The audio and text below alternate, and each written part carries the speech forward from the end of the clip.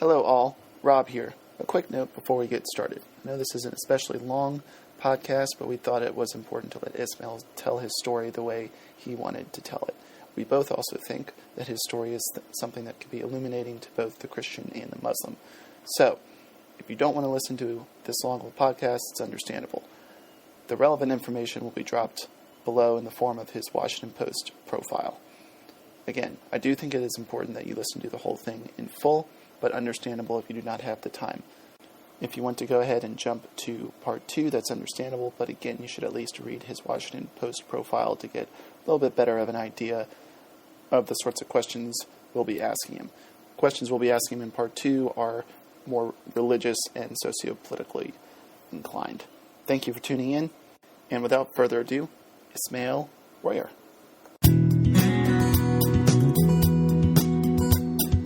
Hey, welcome to Church Coffee, Christianity, Conservatism, and Culture. I'm your co-host, Walter. I'm your co-host, Rob. And I am introducing Ismail Royer. And he's the director of the Islam and Religious Freedom Action Team at the Religious Freedom Institute, whose mission and vision is working to secure religious freedom for everyone, everywhere. Classic question: favorite coffee, or if you don't take coffee, tea or hot cocoa. So I have a very complex relationship with coffee. I struggle with a caffeine addiction, and I love coffee so much, and I just keep getting myself in these situations where I drink slightly more and more every day until I'm way beyond what is normal. And so then I get into some situation where I'm like traveling or something and I'm not around coffee, and then I have a total breakdown. And when I came back from, I went on a trip to Bosnia. On the way back, I went through Germany. This last December, and I got food poisoning very horribly, and spent like 3 days in the hospital here in back in the United States in Virginia. And at the end of that episode, I was no longer addicted to caffeine because the 3 days had gone by, but I was so delirious and so out of it due to the sepsis that I had and so on that I didn't notice the withdrawal. So I said to myself, you know what, I'm going to take this opportunity to just stop drinking coffee because it's just it's too difficult. But I have this love-hate relationship. I love coffee so much. There's a line from, I read, it was in a New York Times essay, like, when I drink coffee, everything is clearer, which makes me convinced that I'm right. and so coffee and I have we have this kind of relationship. I was when you did drink coffee, was it light, medium, or dark roast? Dark roast. I was a dark roast guy, also like espresso guy, and and also Turkish coffee guy. If anyone has been to Alexandria, Virginia, there's a coffee shop there called Misha's in Old Town Alexandria that has the best coffee in the world. It's, they roast it, grind it. I mean, so does Starbucks, but it's just really a lovely cup of coffee. I go there, get it. No cream, no sugar, just black. It's the best coffee I've ever had in my life. Yeah. Well, Walter and I, on our first podcast, we had an agreement where it's like, by the time you're 30, if you're not taking your coffee regularly straight black, you kind of have to start asking what's wrong with that person. Yeah, I would agree. I'm a very judgmental person, and I do look down on people who put cream and sugar in their coffee. I mean, every now and then you need your comfort coffee. I get that. Yes. I get that. But if you're every morning it's like, glug the cream, 5 packets of sugar, I'm like, you may as well just drink hot chocolate at that point. I totally agree with you. Absolutely. Straight up. Okay, let me ask this. Just kind of, I guess, somewhat of a follow up. What do you like to just sip on? Is it maybe? Are you just a water drinker? Gatorade, Powerade? Yeah, I think it'd be water. And I also really love mineral water. Love straight water. Ice water, actually, it has to be ice water. Ice water. Nice. Yeah, I am straight tap from the sink. Room temperature, drink it all day, every day. I'm a filtered water, cool, not ice cold, but cool. Yeah, I can see that. I can't do the lukewarm tap water or room temperature tap water. I can't do it. My wife loves just hot water. Like, not a lemon, nothing else in it, just hot water. Just hot water. Ismail, would you kind of just tell us your story, and to note to our listeners, you know, you can say Ishmael. But please, just help us know how you want us to say your name. Ismail is the technically correct way, Ismail. But Ishmael being the Hebrew version is certainly, and the original version is certainly acceptable as well. Okay. So, all right, well, my story. I'm going to try to make this very long story succinct. I was raised Catholic. I'm from St. Louis, Missouri, born and raised in St. Louis, Missouri. Around the age of 13 really, actually, I started getting involved in the punk rock scene. This is around like 87 or something like that. Started getting into some, you know, music that was pretty left-wing and tended towards like, you know, like anarchism and socialism. So yeah, and so I became a socialist, you know, type, anarchist type, left Christianity. I didn't really notice the point at which it happened, but, you know, there was just so much in the music, and I wasn't really thinking for myself at that point. You know, to just kind of go along with what, I thought I was thinking for myself. That's the irony. You know, I thought I was like, oh, well, now I'm thinking for myself. Now I'm going to reject Christianity. Now I'm going to reject belief in religion because this is just for suckers, and this is, you know, this is how the masses are controlled, and so on and so on. And so I, you know, that's kind of the thought that I had, you know. And when I was by the time I went through that scene and also got involved in like leftist activism, radical leftist activism, and, you know, and there was a lot. I mean, frankly, it's very, like, I'm sympathetic to my younger self, just as I'm sympathetic to many, even today, who get involved in this, because there's a lot wrong in the world, you know, and as human beings want to, you know, who are, you know, those who are inclined towards wanting to see justice done and wanting to see good come about in the world. That's the instinct that many people have. And so they gravitate towards those like movements and ideologies and so on that seem to promote that. And that's what I did. And, you know, you had like the Rodney King riots at the time, you had the Gulf War, the first Gulf War. Those were all things that I was really, you know, it was the aftermath of like the Iran-Contra scandals and so on. And so I was really, had become kind of obsessed with all those issues, you know, and I saw leftist ideology as my home, my ideological home. You know, one learns later that this is actually like secularized versions of Christianity.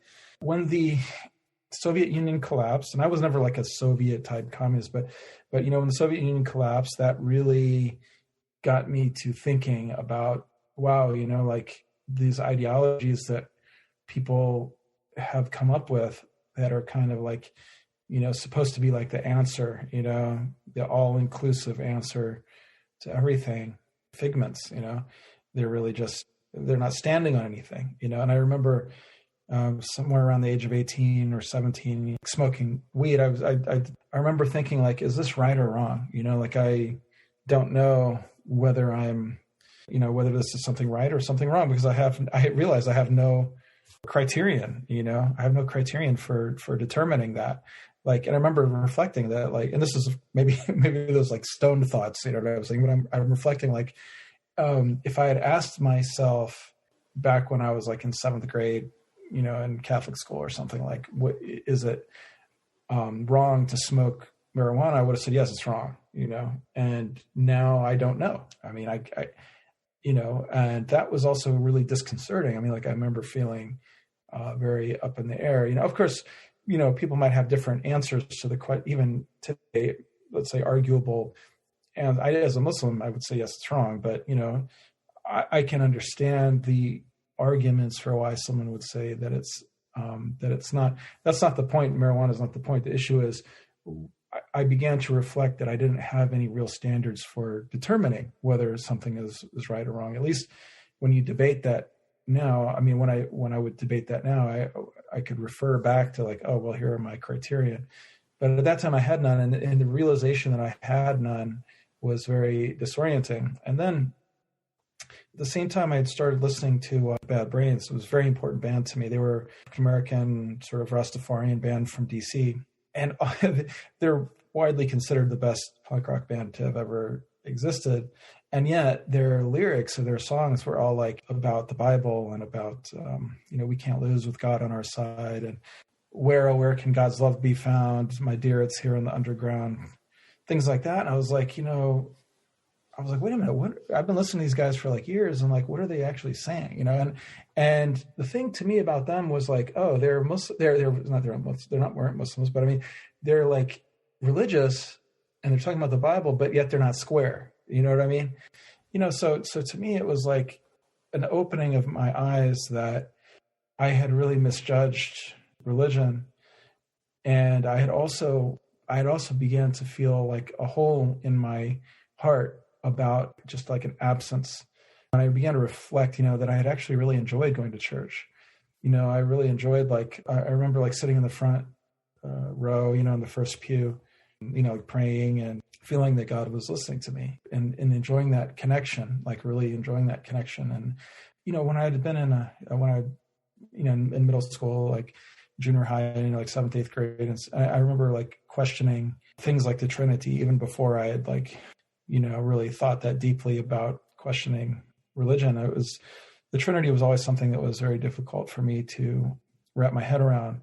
But, and of course that's a major area of contention, with Muslims, and not only that, with Jews. And so we could discuss that later. But nevertheless, despite that, sort of like question for me, I still really, and to this day, I believe that, I was communicating with God and he was hearing me, and so I felt that absence, and I felt that like, it was just a pain, it was like a pain in my heart.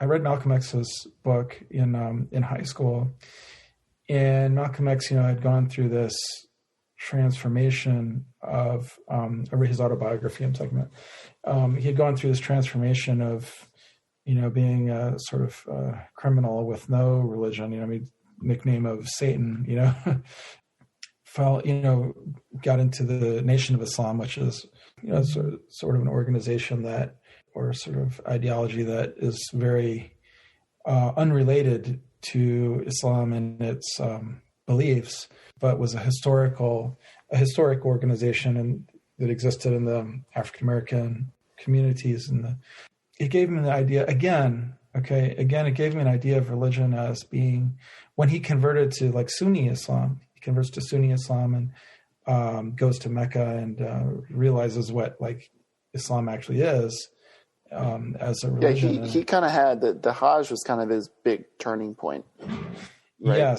Yes. He learned from the son of Elijah Muhammad, one of Elijah Muhammad's sons, Warith Deen Muhammad, known at the time as Wallace Muhammad. He told him, this stuff that my father is teaching is not the real Islam. The real Islam is this. And he introduced him to Orthodox Islam. And so Malcolm X, he when he breaks with the Nation of Islam due to the, personality conflicts and other things, it all kind of like rolled together as to his reasons for leaving. But one of the major ones was he just realized that this was not actually Islam, So he goes on the Hajj and he sees people of all different colors and Muslims of all different colors. And he realizes that the race-based lens that he was seeing everything through as a result of the, situation in America, the social historical situation that existed, it was not actually the reality, it was a distortion of reality. And that seeing the reality of all human beings before God in Mecca, worshiping God in Mecca, was a revelation to him and showed him a new way of, it was like a paradigm shift, this is there, it doesn't have to be that way, and yet at the same time, it didn't blind him to the reality of the situation in America, but it did broaden his perspective and get him to understand that, humanity doesn't have to live that way. And so what that did for me was, when I read that, I saw as well, because I was also like really, really affected by the, injustice and racial injustice, racial problems in America at that time, in the late 80s, early 90s. And, so that showed me too, like that, oh, okay, there's a new, I will have to say that, it's obviously like that there are actually, ethnic divisions and so on among many Muslims, because the human beings are human beings.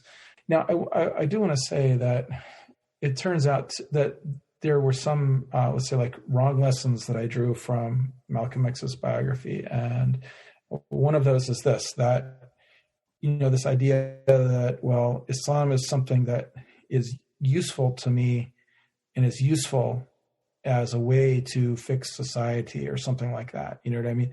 So in that, like when one sees religion as a instrument for achieving certain social goals and so on, then what you're doing is you're actually like secularizing that religion. You're making that religion something that is a tool for some other goal, when in reality, our greatest goal as human beings, regardless of if one is Christian or Muslim, we all understand that our greatest goal is to stand before God and see His face.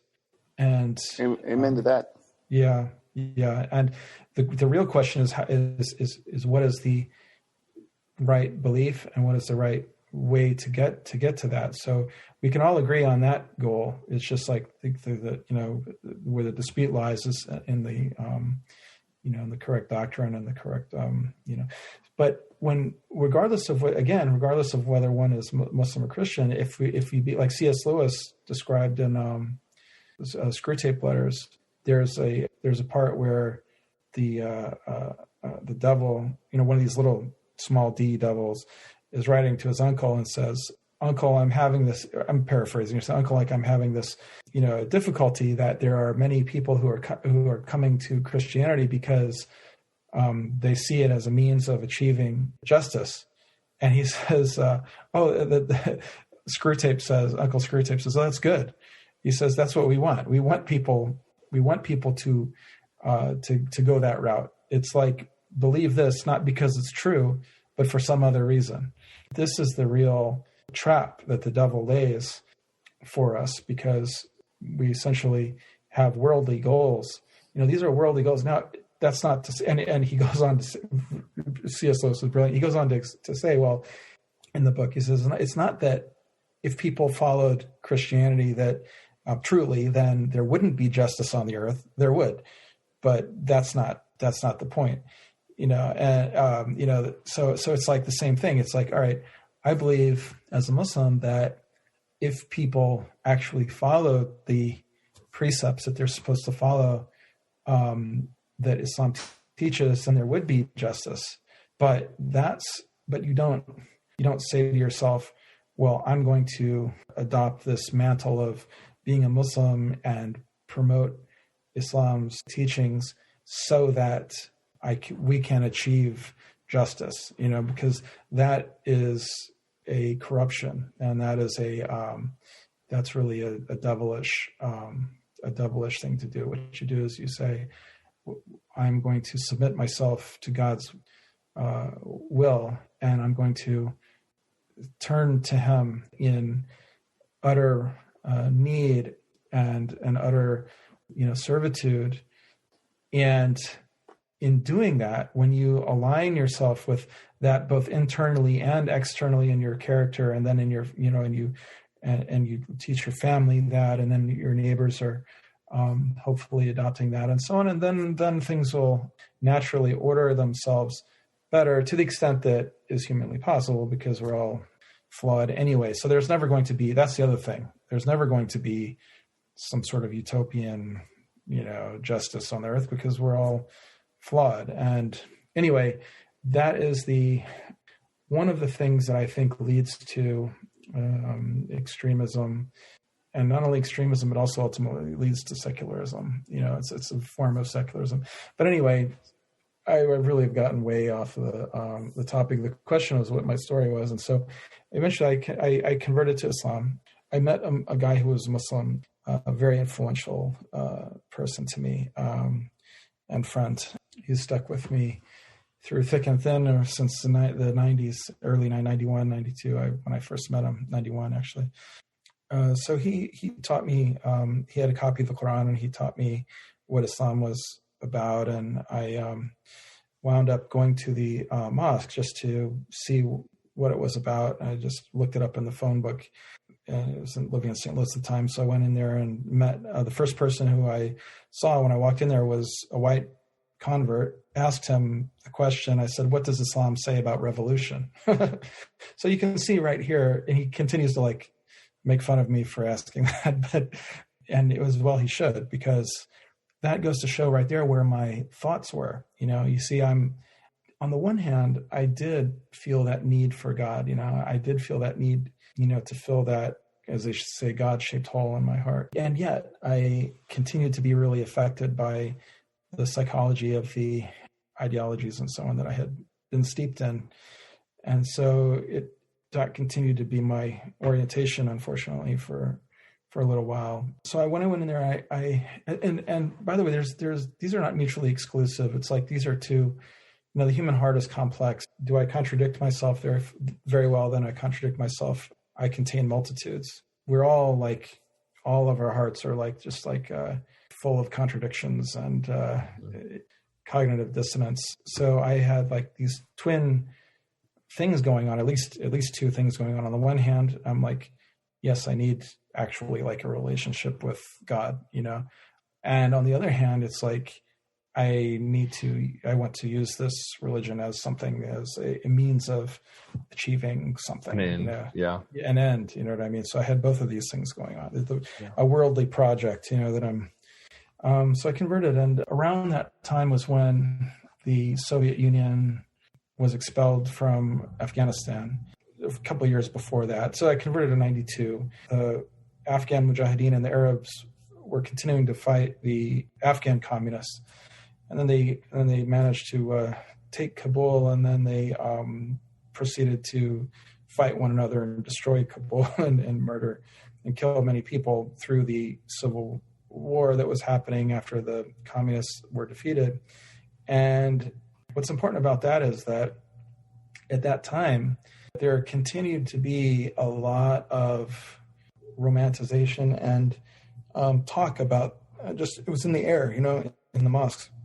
Was this, and this wasn't like some extremist. I mean, this was just like right. People were like, really, on the one hand, really happy that the communists had been defeated. And then on the other hand, there was a lot of controversy over these, this fighting that had broken out. This was like sort of just a subject that was in the subject in many mosques. And I remember seeing like people had like videos of like Mujahideen fighting the Soviets, and that you could like watch, we'd watch at people's houses and stuff. And, and again, this isn't like ISIS videos that people are watching of actual like battle between like these rebels and the communists. And it was just like so romantic, to watch them, 3 or 4 guys up on a mountain, they've got a Stinger missile and they're shooting down like jet planes and helicopters. And it was like, oh, wow. It was really amazing. I was like, I was affected by that at that time, and there was a lot of that, and that really kind of dovetailed with my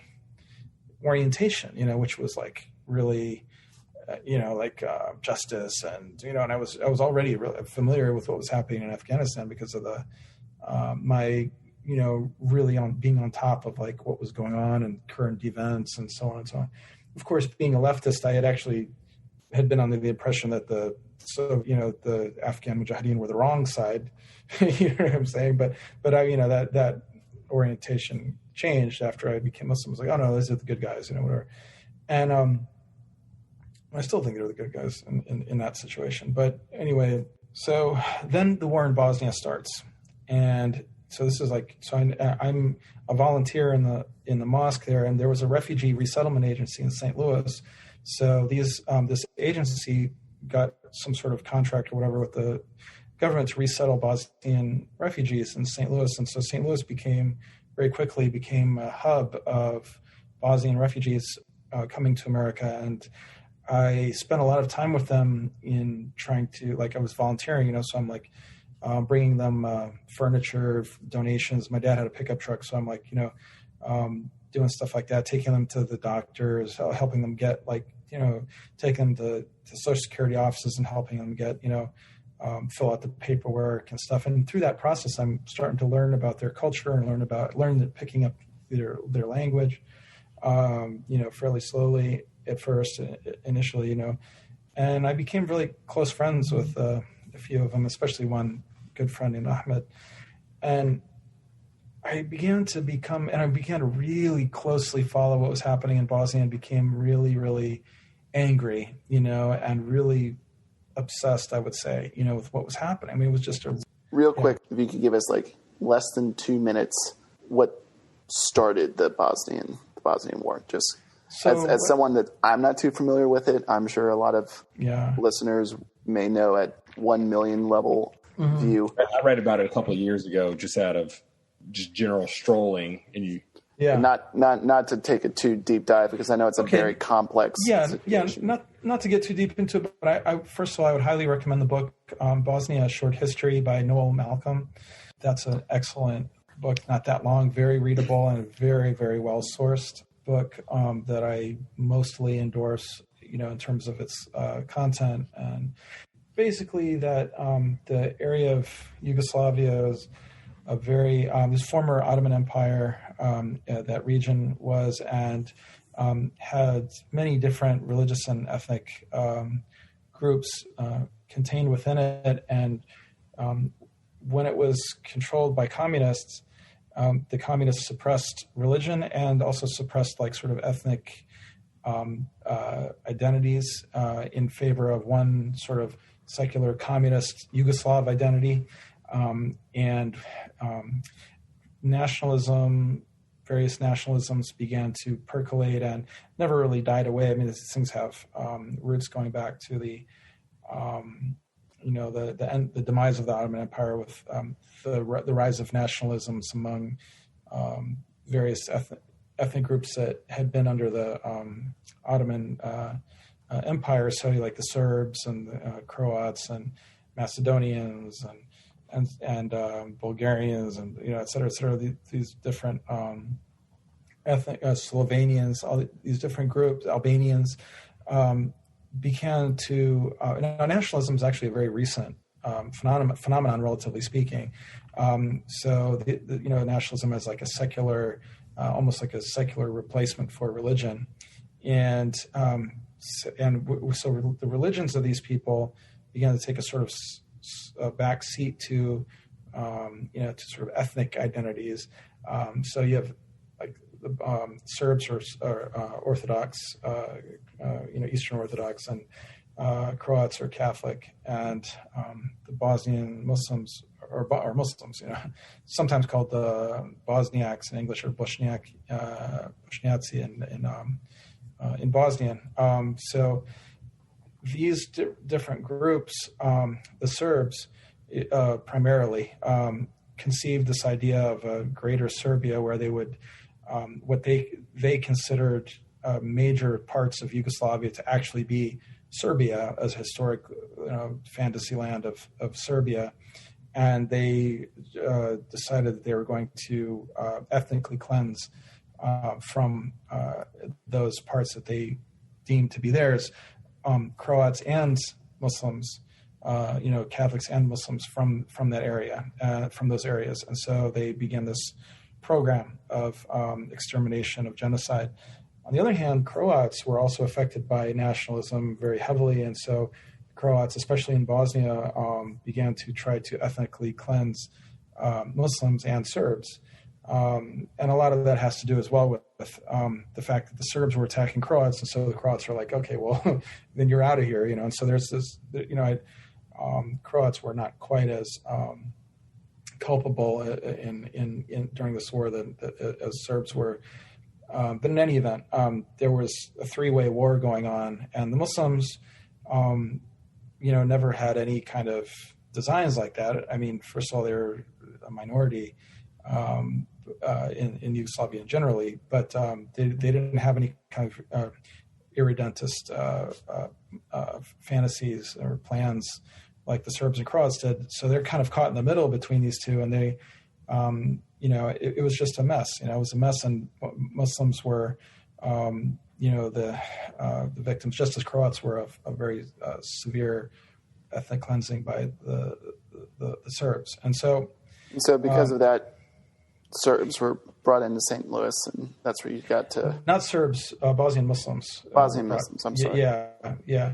So, the United States really supported Bosnia and, very much recognized the genocide that was going on against the Bosnian Muslims. And a lot of their American policies served to perpetuate, unfortunately, the genocide. Unwittingly, really. I mean, it was just due to lack of courage or lack of wisdom or whatever that, for many years until the end when they actually made the right moves. But one of the things they did do is they helped refugees come to the United States. And so Bosnians started really flooding into the United States. Most of these refugees had come from other parts of Europe where they had fled, like Germany and Sweden and so on like that, Switzerland, and then the United States brought them in. And so I began to really hear the stories of, family, women, taking women who had been raped, taking them to doctors. And it was really, really very disturbing for me, and very eye-opening, And another thing I have to say is that being white, and these guys are European, it was to me, it was having converted and being in, I felt very welcome, but at the same time, it's you feel somewhat sort of kind of am I legitimately a Muslim, not being Arab, not being, Pakistani, not being African-American, whatever, you know what I mean? It's you kind of ask yourself, am I sort of inauthentic in this situation, even though you know that Islam is for everyone and so on. It's just you just kind of, but when you start seeing, as a new convert, I'm seeing Europeans who are, they're Islam is so natural to them. Of course, many of them were not practicing at all, especially coming from areas that, some areas in Bosnia, which were very secularized, and where Islam was kind of a distant memory, but they were just sort of ethnically Muslims. But nevertheless, you see people who you walk in their homes, they take their shoes off. They have all, they don't eat pork. There's an Islamic culture, even when they're not. So it was I don't know. I felt kind of okay, so I felt it was kind of a reassurance to me as the authenticity that really, in reality, this religion really, truly doesn't have any ethnic, let's say I don't know, requirement or something like that, And so anyway, I went off to college to DC, to American University, but and so while I was there, I met some guy who told me, he's just some random Muslim. He says, "Oh, did you know there's Mujahideen fighting in Bosnia?" And of course, I knew the term Mujahideen. I mean, it was because I was familiar with the Afghan situation, and I was like, what? Really? Because in my mind, I was wanted to do something to help. And when he mentioned that, I said, really? Oh, shoot. Okay. So, maybe I could go there, and I decided that I would go and, and it got it into my mind that I would want to go and help.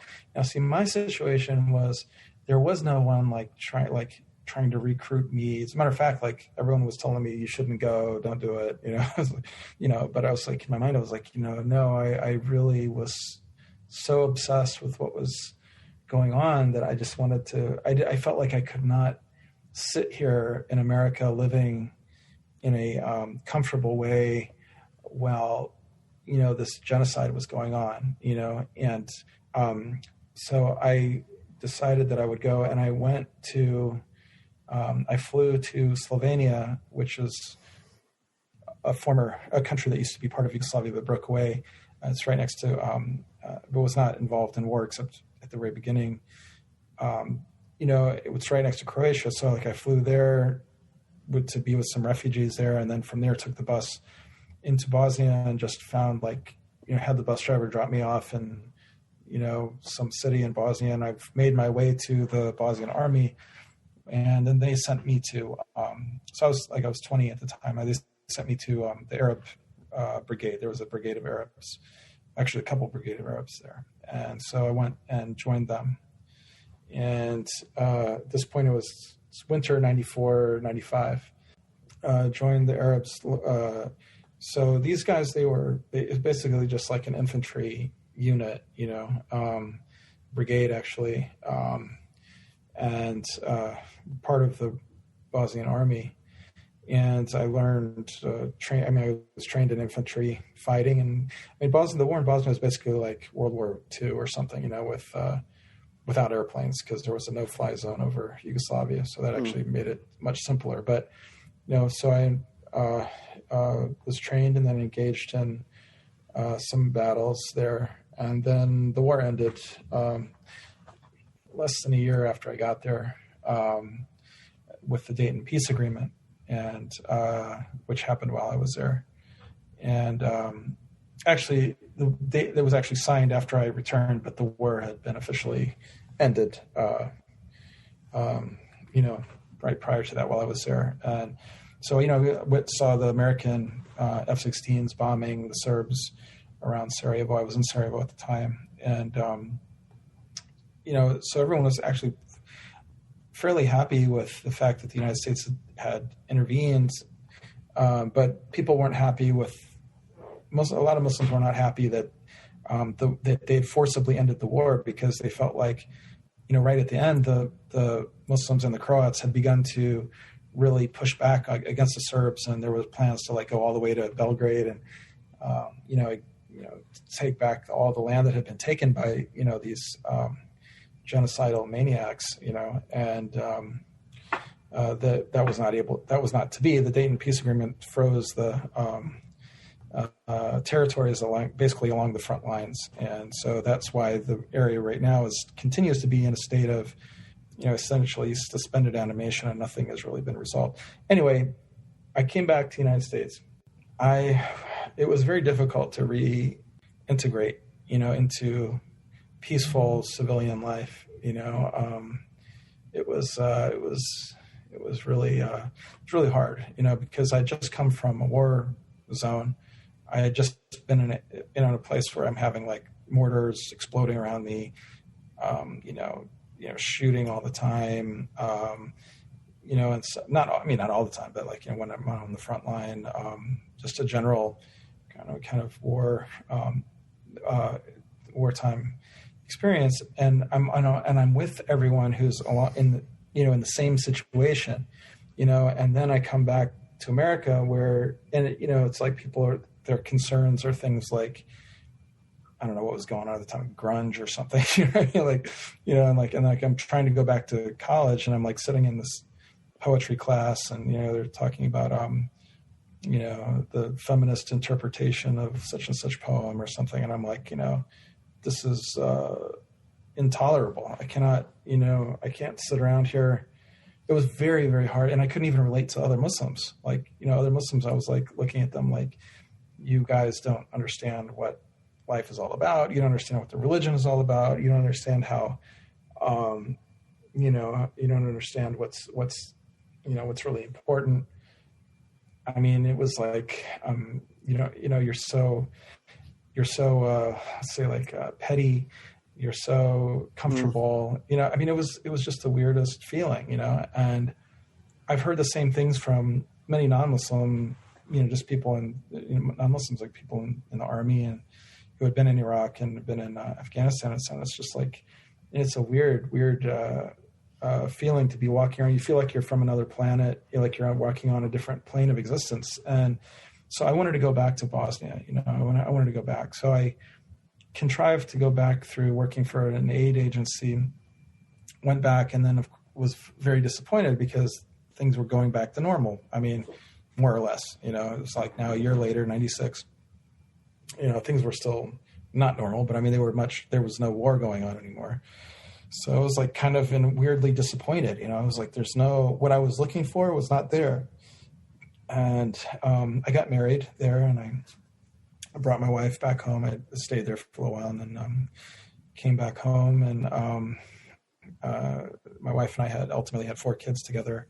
And then when the war started in Kosovo, the Serbs started trying to suppress an ethnic Albanian rebellion in Kosovo in 98. I said, aha, now here's my chance to go back and recapture, that feeling, and that time of my life, and that, so I dropped everything and I flew to Macedonia and tried to get into Kosovo, and that I was not able to because the Albanians weren't accepting people who were coming as like mujahideen and so on.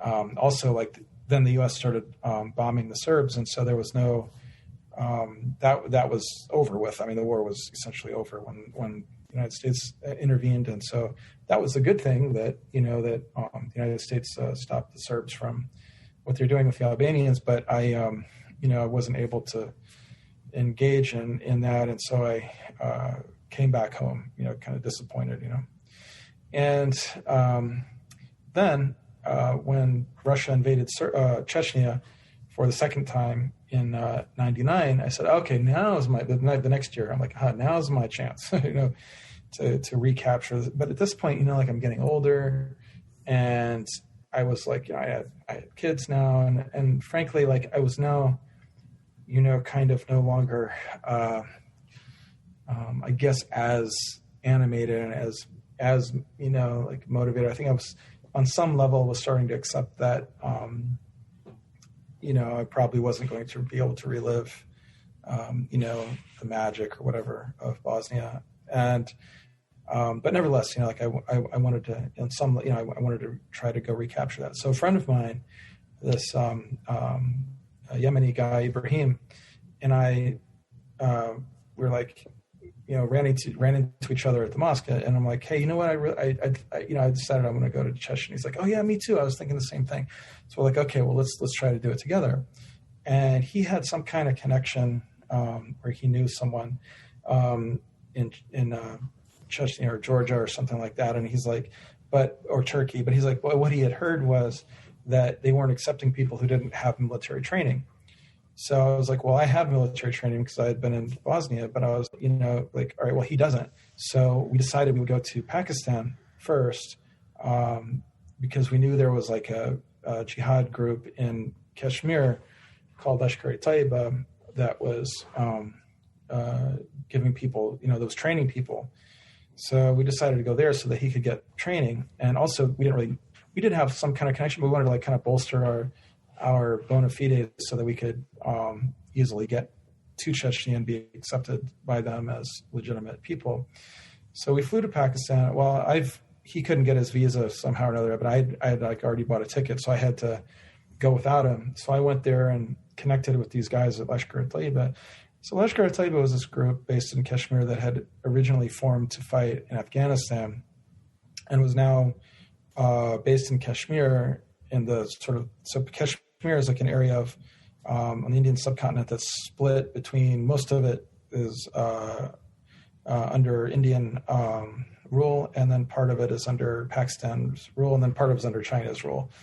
This group, Lashkar-e-Taiba, was based in the Pakistan side of Kashmir and is like supported 100% by the Pakistani military and intelligence.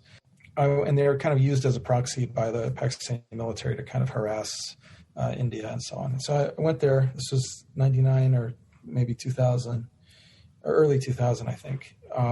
Went there and, was waiting for my friend Ibrahim to come. And while I was there, they took me up to like their camps and showed me their camps and so on. And it turns out that like this group was associated with some of the Arabs that I had known in Bosnia, and also was, as I said, associated with the Pakistani military. So I assumed at the time that this group was not some kind of like Al-Qaeda type thing. As a matter of fact, they said that they very much disliked Al-Qaeda. They were against bin Laden. And so, like, to me, like, it was just emerging at that time who Al-Qaeda was. They had just committed the embassy bombings in Africa about a year or two before I went. And, I really had no idea who these people were because I had not, experienced them while I was in Bosnia. The people I was with in Bosnia were not these kind of like Tekfiri guys, which the word means like guys who were like declare most Muslims to be disbelievers and were like really, really, really extreme. I mean, there were some extremists in Bosnia, there's no question about it. But these guys like Al-Qaeda were like really, really out there, and like when I read their like declaration of war against America, so I was like, who are these nuts? You know what I'm saying? Like I really was opposed, and I also opposed them because of the civilians that they were killing, in Africa, and that I wasn't I was against suicide bombings. It's just from a different, and I'm not going to get into it right now, but they're from like a different ideological strand than the one that I had been involved with in Bosnia. They're from a more, let's say like where the, sort of extremism was far more, the disease was far more advanced with them than the group that I'd happened to be with. Another reason I was with Lashkar-e-Taiba was, like I said, I mean, I didn't want to run afoul of U.S. laws, and they weren't on they weren't a designated foreign terrorist organization at that time. And, I knew the U.S. was allies with Pakistan, and this group they had like Pakistan government issued license plates and stuff. So, anyway, so my friend Ibrahim wound up never actually managing to get there, at least while I was there. So I decided to come back to America. And I realized, like, I said to myself, well, I'm not going to go to Chechnya. I'm done with all that. I'm just, my wife was pregnant with our third child. So I'm going to come back to America, and I'm going to help these guys in Kashmir in their struggle in Kashmir against what I, at that time understood to be India's like unjust, occupation of Kashmir. Of course, now I do believe, of course, I know that India is very unjust in the way that they administer Kashmir. There's no question about it. But, looking back, it's like, it definitely is not like, it was definitely stupid of me to like get involved in something like this because, is Pakistan's position in Kashmir the right one? Is the jihadists, position in Pakistan? I mean, do Kashmiris want to be part of Pakistan? That was what Lashkar-e-Taiba and, of course, Pakistan itself's position is that all of Kashmir should be part of Pakistan. Is that what Kashmiris want? Is, you know what I mean? And then also Lashkar-e-Taiba had this habit of like going and like, crossing the border or the line of control with India, going in there, like shooting up Indian soldiers, bases and stuff, and then fleeing. And then India like comes in with this crackdown against the Kashmiris. And so a lot of Kashmiris really resented these people coming from Pakistan and causing problems for them because it was like, how is this helping us at all? I mean, so it was really naive and foolish of me to have thought that it was somehow helping anything to aid this particular group, and but I did. I helped them with their internet newsletter. At the time, it was very rudimentary. It was like 2000, but I was helping them with. I was really an expert at that, at the level of technology at that time of internet type communications and so on. And so I was helping them with that. I was helping them with English. I was writing like, news releases for them. I was writing like essays for them that they would, give me some points and we would go back and forth, and then I would write these essays. I was actually writing, I think, fairly good things at the time. I was like writing things like why there should be dialogue between the West and Islam, why there should be actually peaceful relations. Now, at the same time, Lashkar-e-Taiba had like on their propaganda, like on their websites of like a boot stomping on the American flag and that type of stuff. You know what I'm saying? But, they were like, they didn't really have any kind of intention of attacking America. It was just sort of like, that's, I don't know, like street cred or whatever. I mean, this group is like Pakistani military like integrated with them totally. So I just, I didn't really take that too seriously, and they never have actually attacked the United States. So I came back and then I started also like, so when I came back to the United States, my group of friends that I had in Northern Virginia, like DC area, they had started playing paintball. Some friend of ours had like inherited a couple hundred acres of swampland in Virginia. And so we started playing paintball there, and then I come in. So wait a minute. Yeah. Did he inherit all of the capital of the U.S. or just part of it? No, he inherited two. I get it. Yeah. No, it was in. Yeah, that's a good joke. No, it was. Yeah, no, it was in. It was in Spotsylvania, Virginia, and we began. I mean, it was a lot of fun. I have to tell you, it was a lot of fun. There's ultimately probably around 40 people coming in and out there playing. Then we started getting people coming from like New Jersey and the Carolinas and stuff, like Muslims who had like, apparently mosques, they would have like teams, paintball teams. And these are legitimately just people playing paintball, you know what I mean? But for me and for like a few others, we're like, kind of taking advantage of the situation to try to encourage people to go and train with Lashkar Taiba, go visit them and so on. So it's like, one might ask, so what is the purpose? What is the point? You know what I mean? Well, for us, it was kind of like just with these, to first of all, you're going off into these mountains. They let you like shoot guns. They let you, you know what I mean? Like you're in the Himalaya. I mean, it's like it's the most incredible, thing you can imagine, in the Himalayan mountains, and you're able to shoot, like I said, like anti-aircraft guns, and I mean, it's just like, and you're religious, so you're with religious people. And also you're like ostensibly like you're training for if the Muslims need you. And like, remember, I'm like still affected by the Afghan thing, by the Bosnia thing. Like if the Muslims need you in Chechnya, if they need you in whatever, the idea wasn't like, okay, we're going to be against America. It was like, it was like, I mean, like for example, in Macedonia, where I had been for, when I was trying to get into Kosovo, they, in that area, had at that point had not been affected by the Balkan Wars. Later, actually, the war did emerge there in like 2001. But when I was there in '99, the Muslims there were like, we've got weapons buried all around Skopje, which is like the capital, and they're like, because we don't want to happen to us what happened to the Bosnians. We're not going to get caught with our pants down. And be slaughtered, if anything happens, we've got weapons. So in my mind, it was like, okay, if something happens in Macedonia, if something happens, whatever, if we're needed, then we're ready, we can go off and help, this is kind of like, there was a mentality that arose during Afghanistan, the first Afghan war, where Mujahideen saw themselves as being like, almost like a French Foreign Legion, where we would go and help people wherever something was going on, where the Muslims were in danger. And this was not like a Al-Qaeda type of global caliphate type of thing.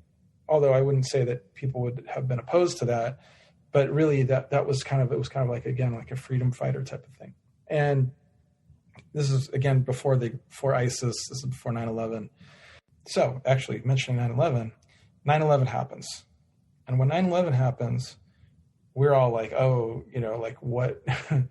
Wait a minute. This is now like a totally new reality. We're in the nation's capital. We're like, live right next to the Pentagon. I have to drive by the Pentagon when I'm going to work. It's burning. It's on fire. I'm like, we asked a local scholar named Ali Tamimi if he would give us some advice as to what to do. And we're like like our core group of sort of jihad oriented people, and again, at that time for us, like jihad meant, this kind of like freedom fighter thing. It didn't mean like, like what ISIS considers jihad, or for that matter, what like Hamas considered jihad, which is like, blowing up buses and stuff. I mean, for us, it was like in trenches defending, Muslims.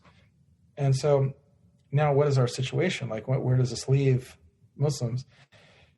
And so he advised us, he said, you have to, I advise you guys to leave America. And if you can, go be with Mujahideen anywhere in the world, wherever they are, because what we're now going to see is a battle that will culminate between the Muslims and the non-Muslims, that will culminate in the Day of Judgment. So this is his rhetoric to us. Then he talked for about 10, 15 minutes and he left. I'm like, all right, well, I mean, first of all, it's very difficult to explain this in any way that it makes sense to anyone. I mean, it doesn't even make sense to me. But at the time, I was so affected. I mean, the 9/11 was such a massive disruption of. I mean, if it was 9/11 was many things, and I don't want to like downplay its significance as like the deaths of thousands of people, but it was that, and for that reason, it was also like a major shock, because it's like, where does this, I'm trying to be Muslim and American. I'm trying to be like a Muslim who is loyal to the Muslims, who's, loyal to the Ummah, which is like the global Muslim like nation, if you will. And also, like, I saw myself as American. I saw myself as someone who's like, I loved my country. I did. I didn't love I didn't love all the government policies, but, I didn't see I basically my entire time, let's say like life at that point was trying to like reconcile between being a Muslim and being an American. You know what I mean? Like it was something like I was trying to figure out how does that work, and now I can answer that question in a very simple yet profound way. But at that time, one reason, because I didn't fully understand correctly what it meant to be a Muslim, but I also didn't fully incorrectly understand what it meant to be American either. So at that time, I felt like it's almost like dual loyalty type of anxiety, like bearing down on me. It's like, okay, what do I do? Because, like now here's America's about to go invade Afghanistan. I didn't like the Taliban. I didn't like it. I didn't like the Al-Qaeda at all, but at the same time, it's like, well, but, I also don't like the fact that there's going to be, there's like warships going to Afghanistan. I didn't have it in my mind that I wanted to fight against America, obviously. That was not in my mind. And I also didn't trust Al-Qaeda because I felt like if I had gone there, or if any of us had gone there, that they would like mistrust us and probably try to kill us, because I saw them as being kind of like paranoid, conspiracy kind of oriented nuts.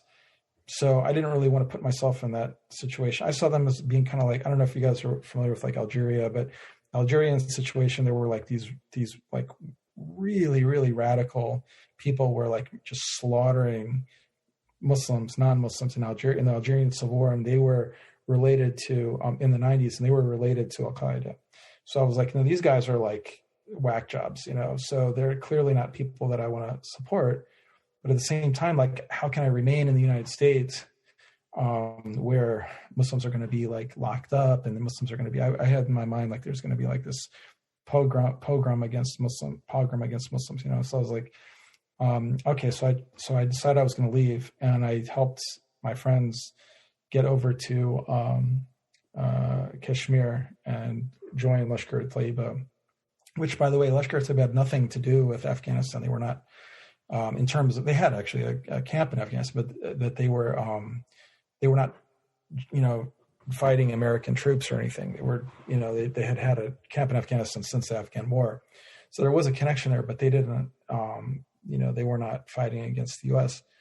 And I knew they wouldn't because they're controlled by the Pakistani military, So I tried to get to Pakistan. I could not. They wouldn't give me a visa, but my friends got a visa. So I decided to go to Bosnia instead. I went to Bosnia with my family, and I stayed there for a while. And then back in the United States, like, things did not transpire in the way that I thought they were going to transpire. I thought there was going to be like a, like Muslims were going to be herded into camps and so on and so on. And they weren't, it was like everything was kind of, not totally normal, because there were actually crackdowns against against Muslim organizations, and there was this, which is somewhat, actually, frankly, not excusable, but it's understandable that the government would say, okay, we got caught sleeping by these guys, now we're going to go after every possible potential threat. It's just sort of a backlash that was frankly, it could be anticipated.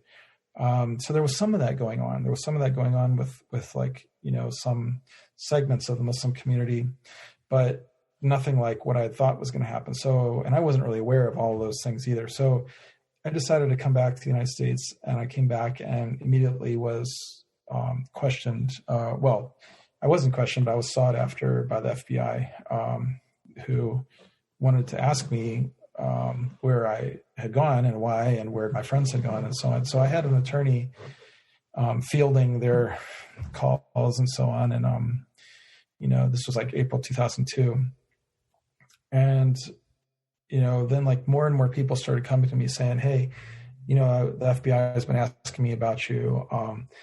There's a grand jury going on. I got subpoenaed. They're asking me about you and so and so and so and so, your friends and so on. And I was like, okay. And I could just feel the pressure was increasing, and then they raided our houses, our apartments and houses and so on, and had search warrants. And, they kept coming to me or sending people to me, asking me to, talk to them. And I was like, no, talk to my lawyer. And then ultimately I was arrested. I was arrested for conspiracy, several things, but one of them was there were many counts, but there were many, conspiracy to violate the Neutrality Act, which is to set on foot a military expedition against a friendly nation. A law from the 1700s that prohibited U.S. citizens from getting involved in conflicts in which the United States is neutral. And the conflicts in this situation was between India and Pakistan, and between Russia and Chechnya. So I was accused of conspiring to violate this act, violate U.S. neutrality with respect to these conflicts. And then I was, and also charged with supporting Lashkar-e-Taiba. They were then put on the Foreign Terrorist Organization in December, but I wasn't charged with that because my involvement with them had been before they were an FTO, designated Foreign Terrorist Organization. And then there was a whole lot of weapons charges that were connected to the Neutrality Act conspiracy charge, because these weapons charges, the way that the statute worked was use of a firearm during and relation to the underlying act, which was the conspiracy to violate the Neutrality Act. So it's it's predicated on that underlying substantive offense that you had these other gun charges. And these gun charges carried up to, multiple life sentences by the time you counted them all, so I knew I was facing a life sentence. So the indictment was eventually superseded when a bunch of people pleaded guilty and started cooperating. And so they superseded the indictment, added more charges like seditious conspiracy. They added material support, attempted material support for Al-Qaeda, or when it was conspiracy to support Al-Qaeda as an foreign terrorist organization. Supporting territory controlled by the Taliban or something like that. So I pleaded guilty to two charges. One was one of the gun charges, aiding and abetting the use of a firearm during in relation to a crime of violence. Crime of violence being conspiracy to violate the Neutrality Act, and what that amounted to was making a phone call to Pakistan in order to help a friend of mine get to Pakistan, where he fired a pistol at a target as part of training to possibly go to Kashmir or something. So it was basically making the phone call, but under aiding and abetting law that wound up getting me the gun charge. And the other one I pleaded guilty to was aiding and abetting the carrying of an explosive, which was an RPG. at the same camp, so each one of those carried 10-year charges. So it had to, and they had to run consecutively. So it was 10 and 10. So for a total of 20. And that's what I got. So I get shipped off, plead guilty, get shipped off to federal prison. And initially it wasn't too bad. Initially like I was in a regular, prison, medium security, and, they, I had really severe restrictions on me in terms of like I was only allowed to make one 15-minute phone call a month. Because they had like classified me. The Bureau of Prisons classified me under their system as like a terrorist inmate. So that they wound up like restricting my phone calls, but that was about it. Other than that, and they also like kind of like the guards would like harass me a lot, and the administration harassed me a lot. But other than that, it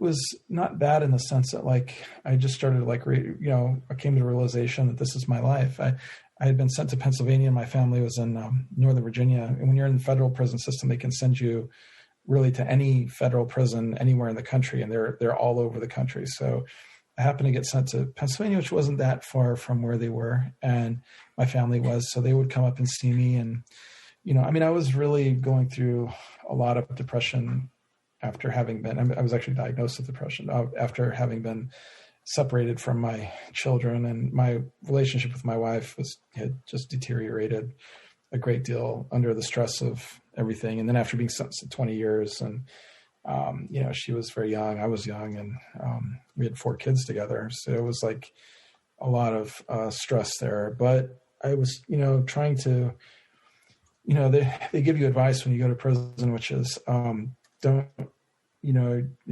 cannot keep your head on the street, meaning you can't continue to live life out on in the free world. You're in prison now, and you have to address what's in front. You have to survive. You have to survive. And if you're sitting there trying to micromanage and worry about everything that's happening on the street, which you can do nothing about, it's just going to first of all distract you from being able to survive, and second of all, it's not going to help you. You're not going to be able to help anything out in the free world, because you'll just be like a source of annoyance. You're a guy who's calling once in a while and like trying to get involved in the business of people who are trying to live their lives, So it's a harsh reality to accept, but you eventually have to accept that, especially when you have a long sentence like that. You have to accept that things are not the same, and they're never going to be the same.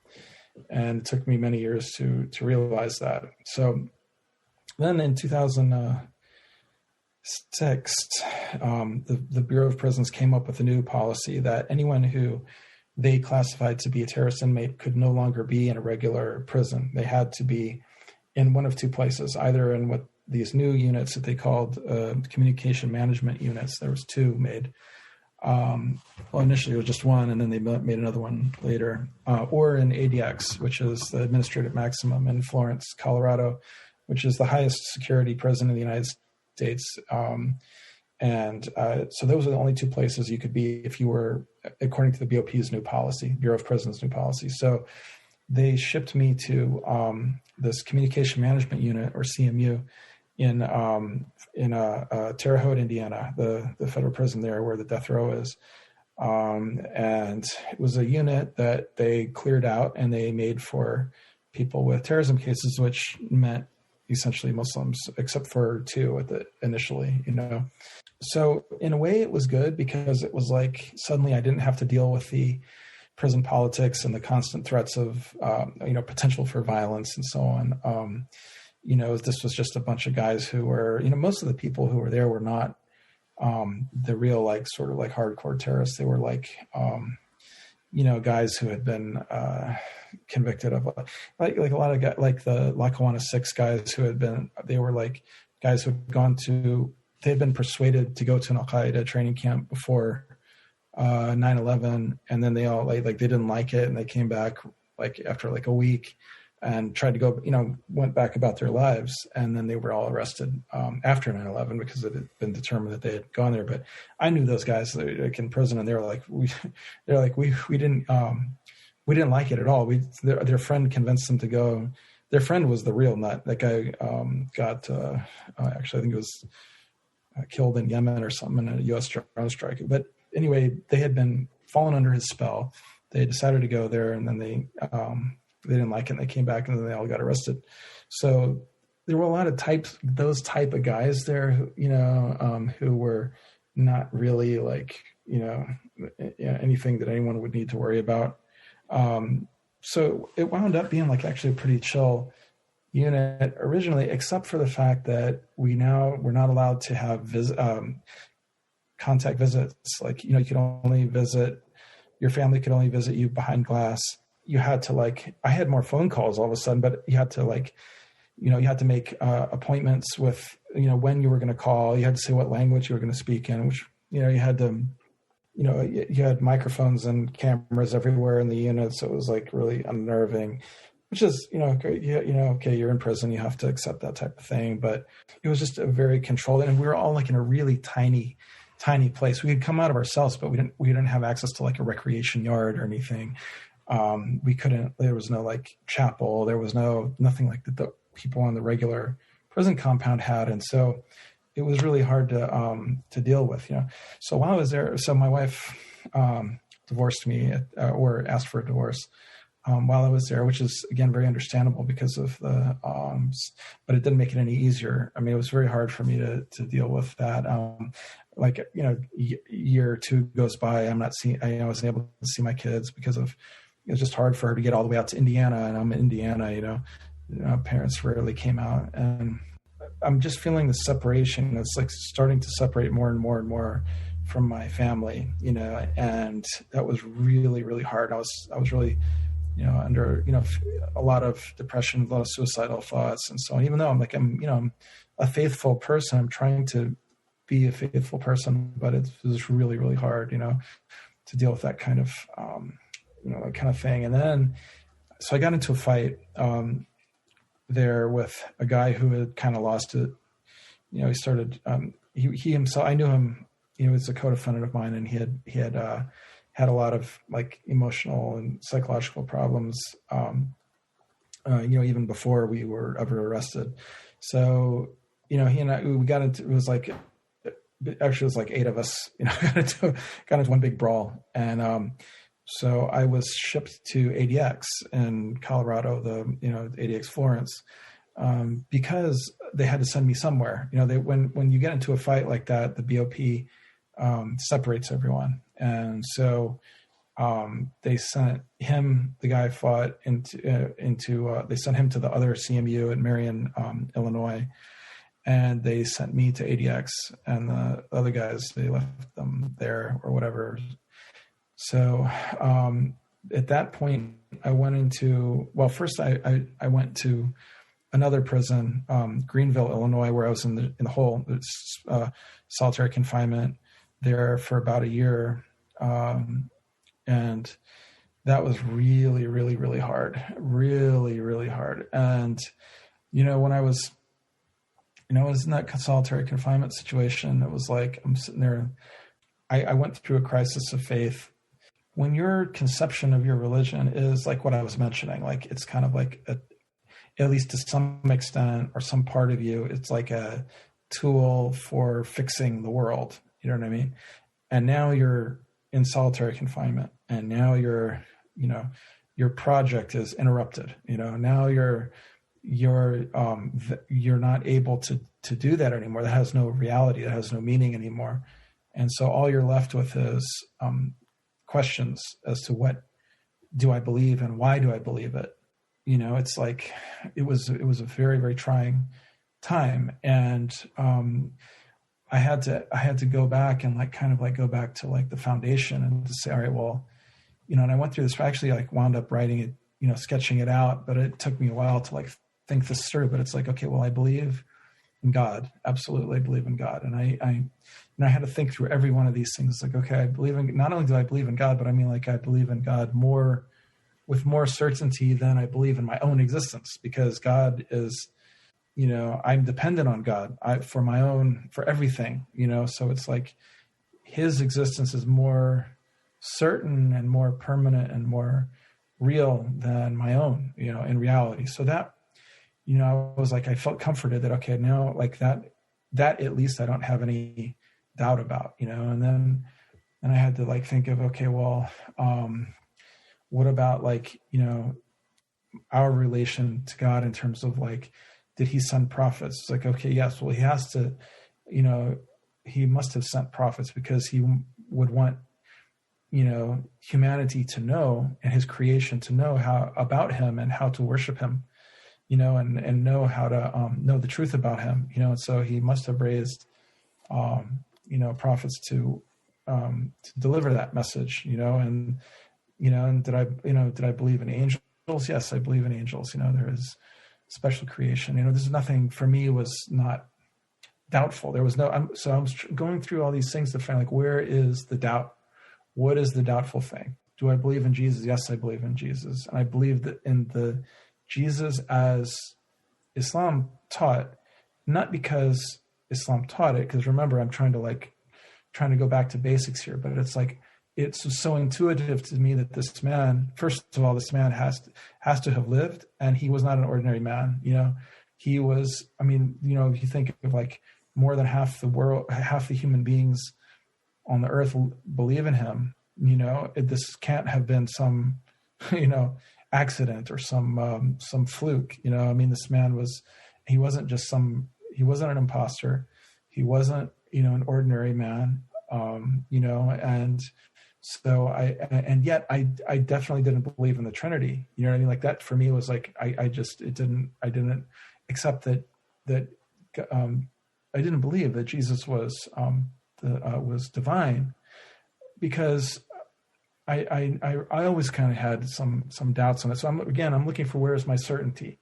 So my certainty is that this man was sent as a prophet and was sent as some special role. Okay.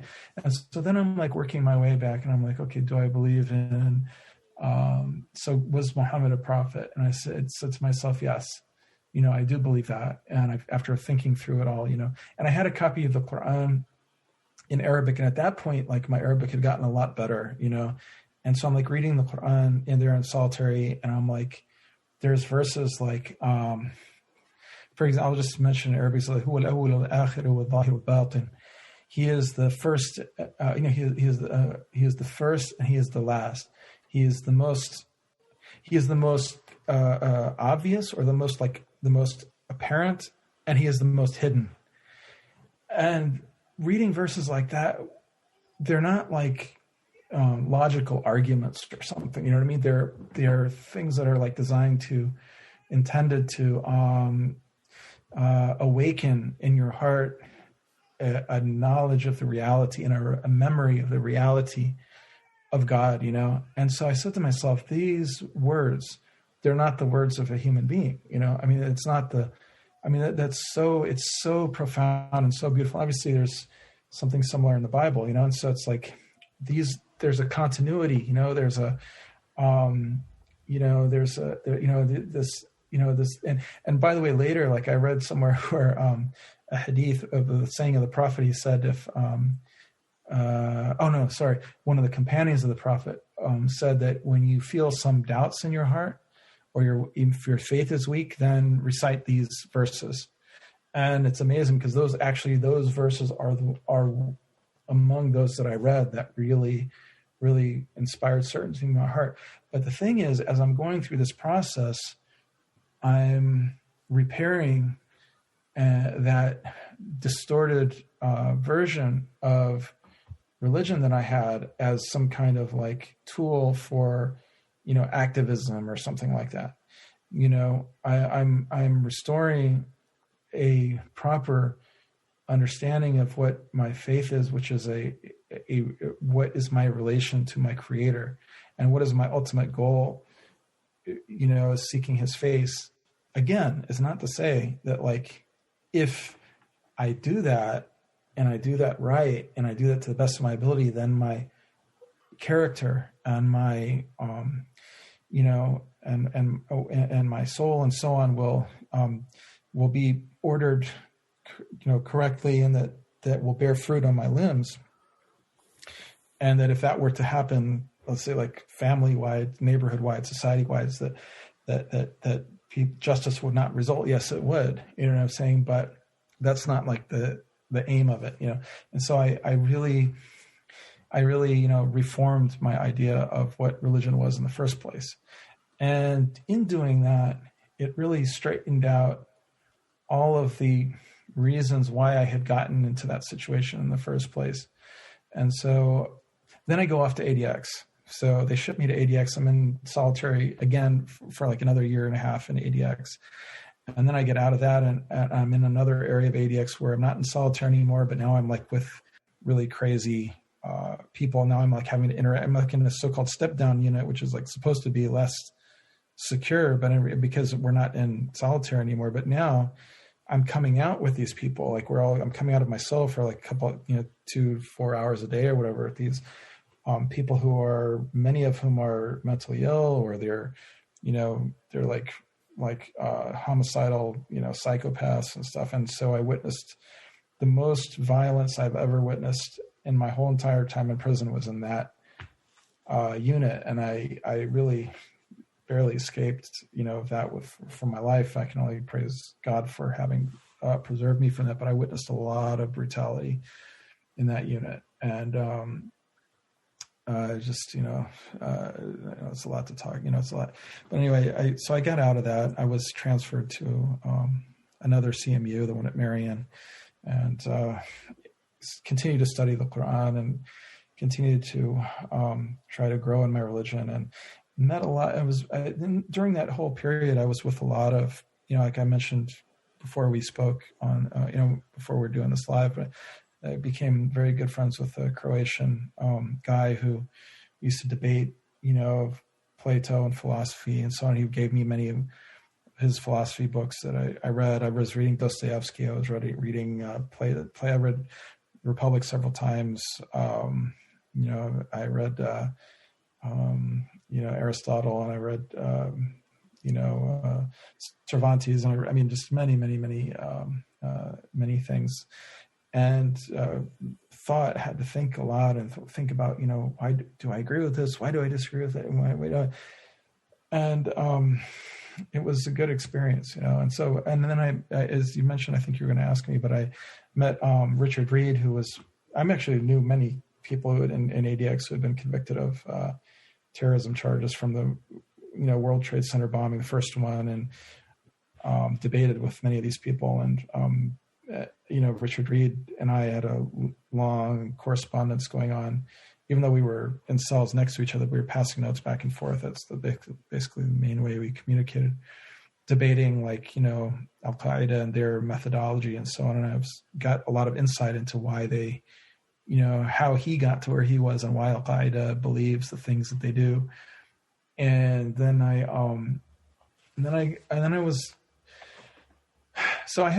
had a 18 and a half year son, 20 year son's 18 and a half with good time. One of my charges, the firearms charge, wound up being declared unconstitutional. Actually, the statute, not just my charge, but the statute was determined unconstitutional by the Supreme Court. And prior to that, it had worked its way through the district court to the appellate court. The district court also, agreed before the Supreme Court. The district court agreed that my conviction was that conviction was unconstitutional, and so I and two of my co-defendants were released, and then ultimately Ali Tamimi, the guy who had originally gave us that very terrible advice, he had been convicted of aiding and abetting everyone, by counsel, had been convicted for advising people to do that, which is like, ridiculous to give someone a life sentence for a 15-minute talk like that, where he's not even telling people to do anything violent. But anyway, of course, it's ridiculous to give someone a life sentence, but at the same time, do I think that our conduct was, innocent? No, I I can only blame myself for my actions. If I had chosen not to, if I had just said, "Oh, this is crazy talk. See you guys later," you know what I mean? If I had just done that, you know what I mean? Like that would have been the normal and responsible and wise thing to do. And instead I let myself get carried away with this talk about, the apocalypse and so on, and this idiotic nonsense. And so anyway, so Ali Tamimi was also released. His sentence hasn't been vacated yet, but he's been released on bond because the district judge believes that it's going to be vacated because he's also got many of these unconstitutional charges on him. So as a result, and all of us, many of my co-defendants have been released years ago because they had shorter sentences. And so none of us have, been any kind of like problem or difficulty. We've all, in one way or another, as far as I understand, I don't know what everyone is doing, but people have just gone back to their families, and most of us were, realized how dumb our actions were, or whatever, and it's kind of like one of these situations where it's like, on the one hand, yes, our actions were stupid and our actions were, violated laws, and on the other hand, we didn't deserve life in prison either, so, the FBI is actually, when I was released from prison, they came and did they've been doing this like a debrief thing when people get released. It's like they want to know where your head is at and so on. And so they came and visited me, and they're like, if we had done this now in 2000, whatever it was, 16, we would not have gone after you as hard as we did, but it was right after 9/11. I'm like, look, thank you I appreciate you saying that, but I've already come to terms with the fact that, my own actions and choices got me into this situation. And so, it is what it is. I hate that saying, but anyway, it is what it is. And so when I got out, I said, well, what am I going to do?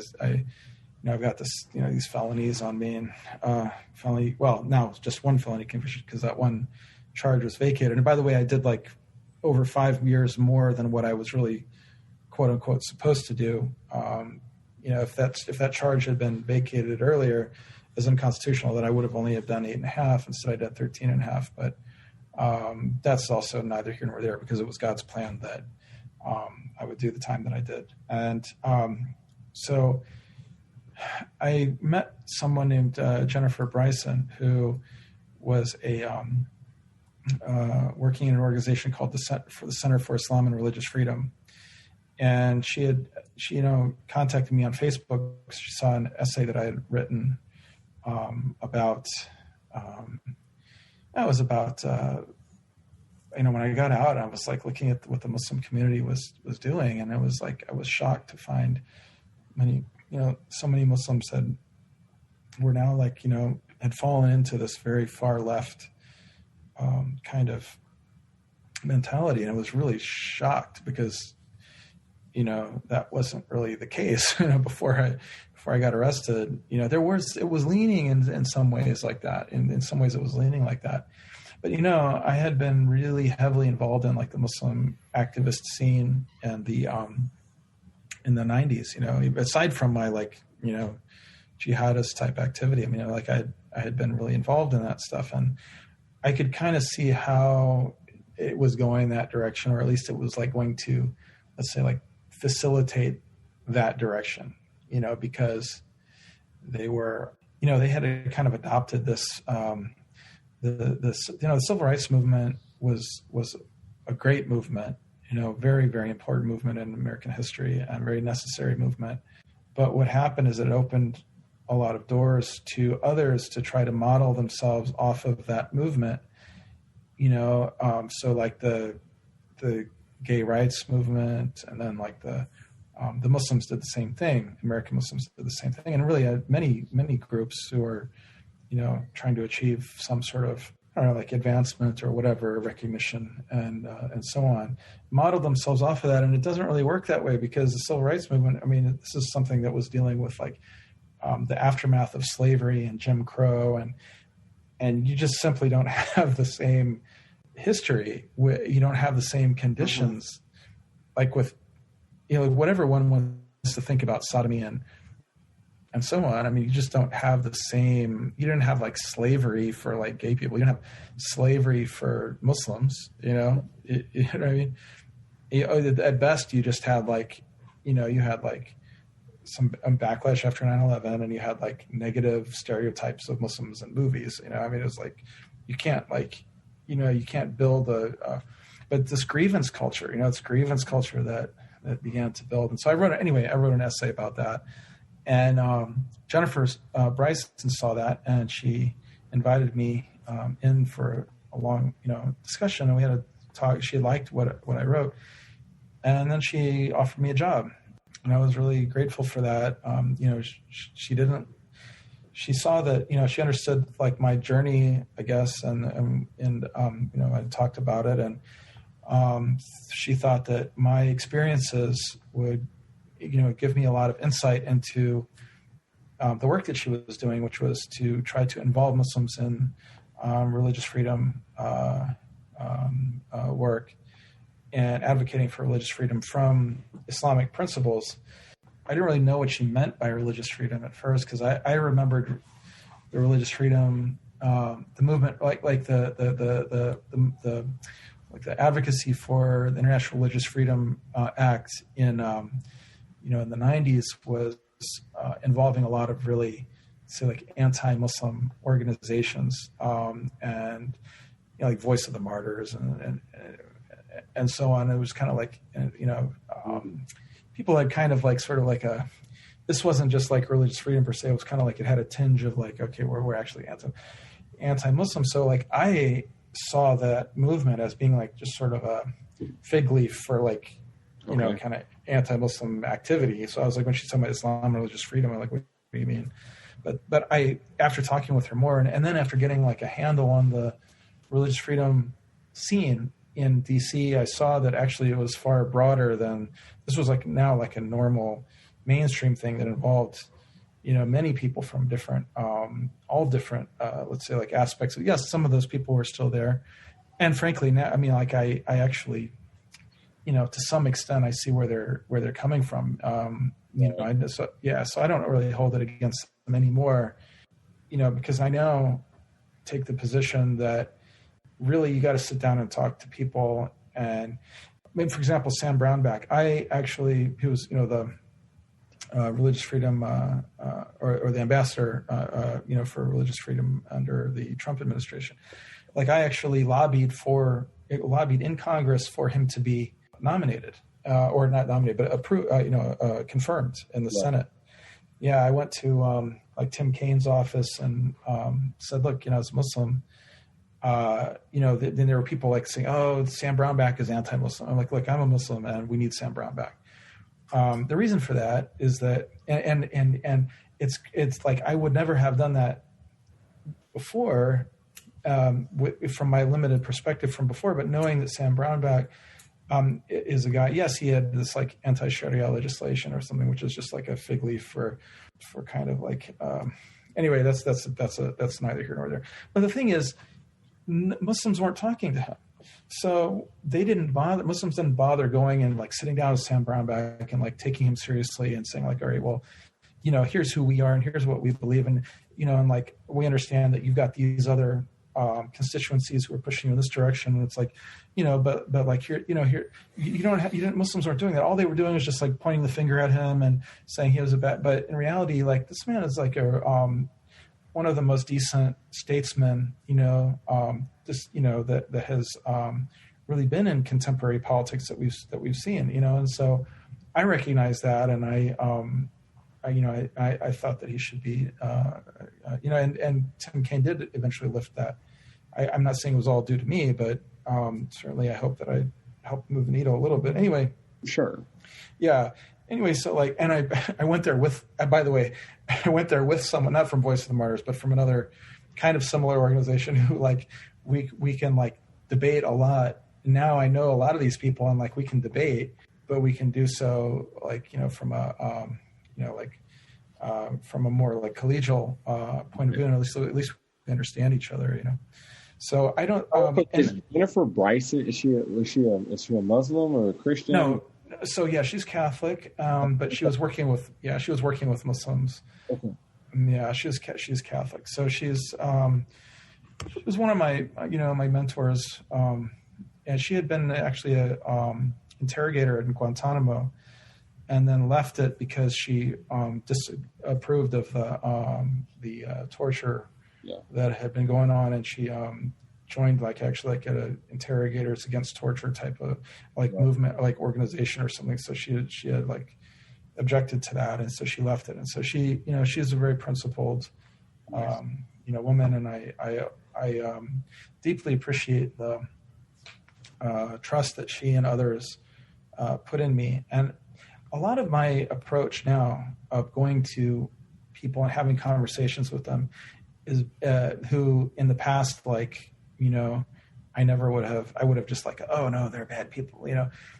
The thing is that, if you look at, well, first of all, in my experience, like dealing with, for example, prison guards who hated me, and I'm like, all right, look, this guy who hates me because he's just read some paperwork on me.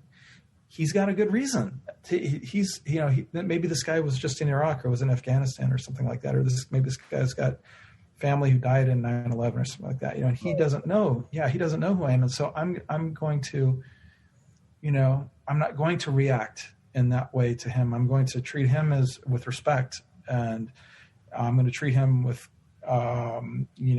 with kindness, and not humiliation on my part, but with kindness. And I just adopted that because it's like if you try to adopt a position where you're just going to be fighting everyone and all, and you're going to adopt this victimhood. Like, for example, like a lot of the people I was in prison with were just like, oh, I'm a victim of. What do you mean? What are you talking about? You're a victim, man. You try to blow a hole in a plane with your shoe, man. Right.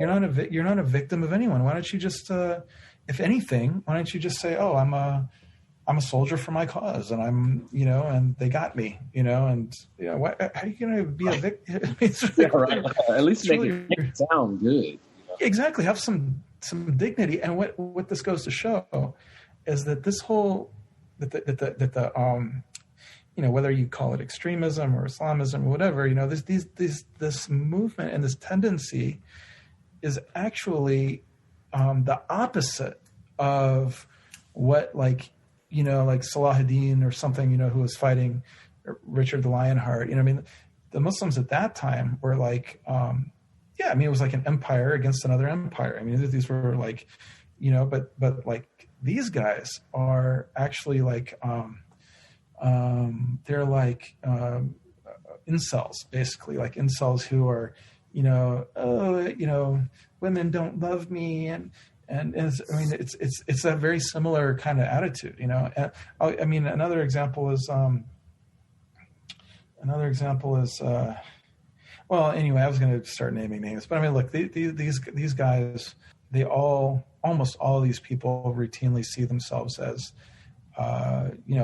victims, and it's just like I don't see myself as a victim, so anyway, this sense of resentment, this sense of victimization, it permeates so much of our culture and so much of our world today, and it's very, very unmanly, and it's very it's very different from I think what pre-modern Muslims, for sure, and not only that, it's also part of like Marxism. You see it in Marxism, and this is why I think that there's a lot of affinity many times between this is what anyway, that's the big subject we can get into, but and it's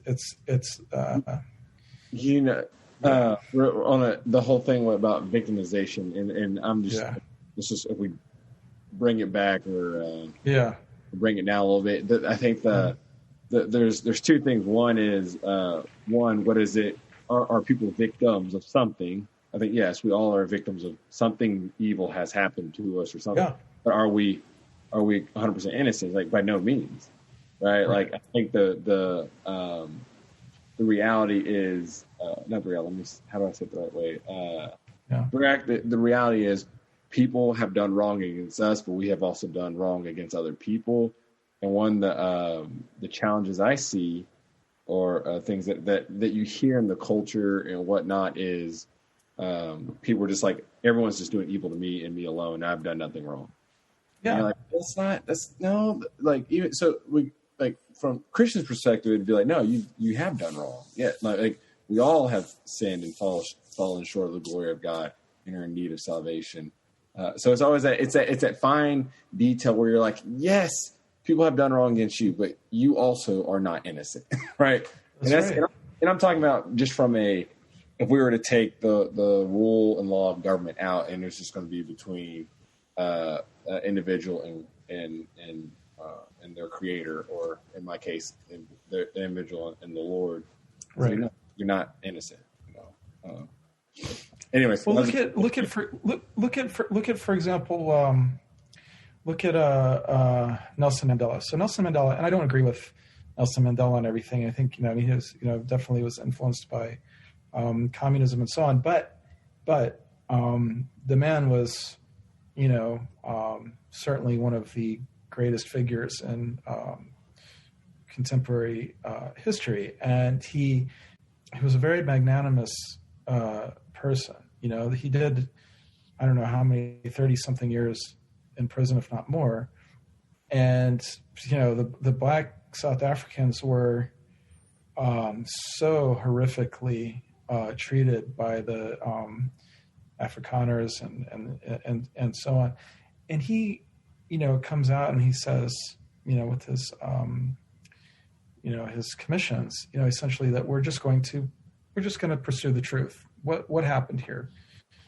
And in just that process of pursuing the truth, they were not going to commit reprisals against, and that takes a lot of Christian forgiveness, or I would also offer like the example of the Prophet Muhammad when he entered into Mecca from Medina, and he entered in with his prostrating on his horse. He had his head bowed, and one of the Muslims said that today is the day of revenge, and he said, no, today is the day of mercy. And it takes a lot of magnanimity or great soul, a great soul to do that. And the opposite of the great soul is a petty soul, a small soul.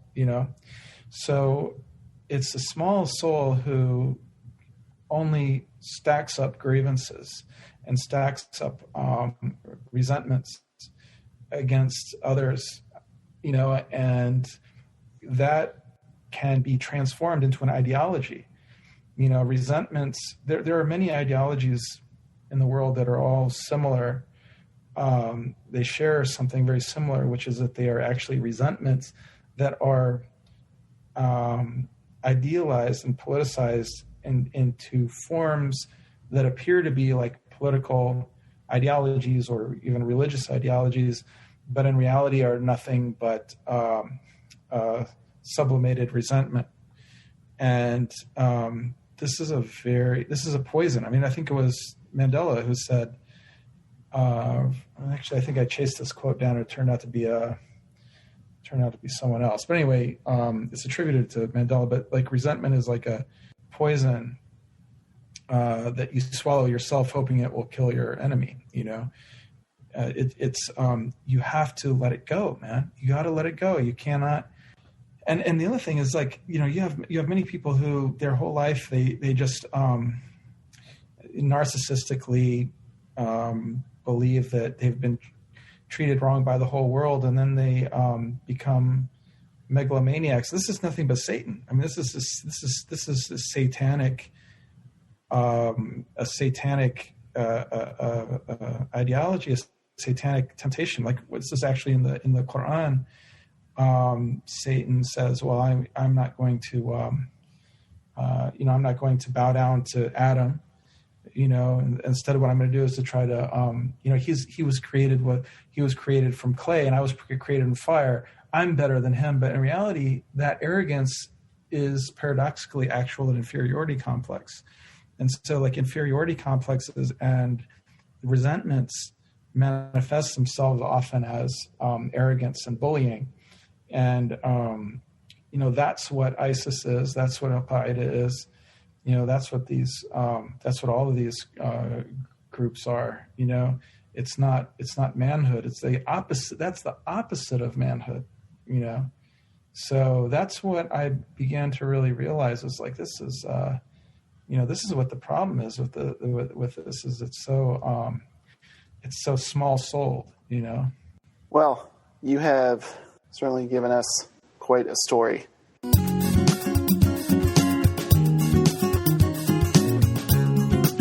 Our artwork is done by my wife, and our theme song is composed by TJ Stokes.